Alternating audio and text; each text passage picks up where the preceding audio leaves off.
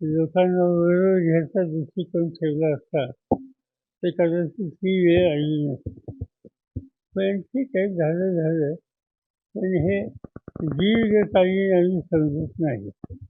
हा तात्पुरता या कारखान्याच्या 19,000 सभासदांच्या पुरता हा प्रश्न आहे आणि त्याचा निकाल 4 दिवसांनी लागून जाईल.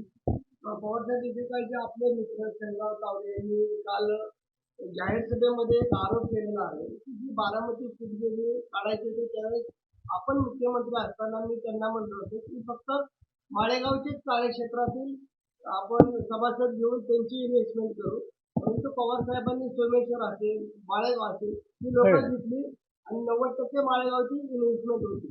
काय नक्की या सूतगिरणी झालीच नाही ना, होऊ शकली नाही.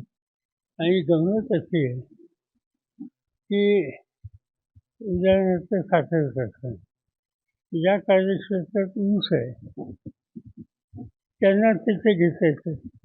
सूतगिरणी एकेकाळी बारामती हा कापसाचा भाग होता, आता कापूस इथं राहिला नाही आणि त्यावेळेस सूतगिरणी काढायची चर्चा त्यावेळी झाली तर संबंध तालुक्याला बरोबर घ्यावं असं लोकांची इच्छा होती. पण आम्ही त्याचा अभ्यास केला आणि कापूस असल्याशिवाय सूतगिरणी यशस्वी होणार नाही या निष्कर्षाला आलो आणि आम्ही हा प्रोजेक्ट सोडून दिला.